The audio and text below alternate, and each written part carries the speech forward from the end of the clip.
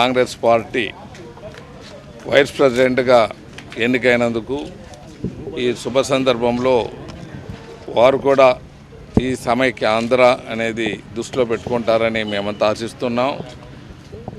వారికి మా ప్రాంతం నుంచి ఆంధ్రప్రదేశ్ నుంచి ధన్యవాదాలు, కంగ్రాచులేషన్స్ తెలియజేస్తున్నాం.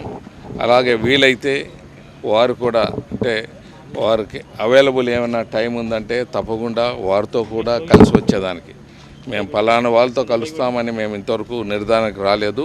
అక్కడ అవైలబుల్ బట్టి, ఎందుకంటే ఇటీవల మేము ఢిల్లీ వెళ్ళి వచ్చిన తర్వాత ఎంత త్వరగా అయితే అంత త్వరగా మా వాయిస్ అందరి లీడర్స్తో ఒక మారు వినిపిస్తే బాగుంటుందని హడావుడిగా మేము వెళ్తున్నాం.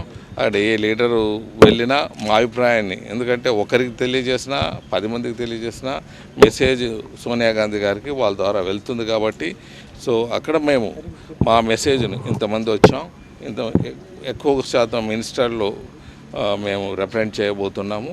అందరూ తప్పకుండా ఇది సమైక్య ఆంధ్రప్రదేశ్ అనేది మా గ్రీవెన్స్ని వాళ్ళకి తెలియజేసి వచ్చే దిశలో ముందుకు వెళ్తున్నాం.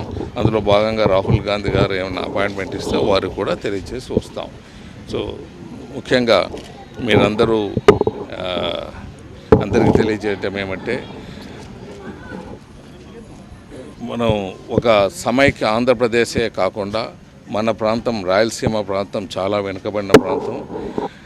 ఆ ప్రాంతానికి అభివృద్ధికి కూడా ప్రత్యేక నిధులు ఇవ్వాలనే డిమాండ్ కూడా మేము తెలియజేస్తాం.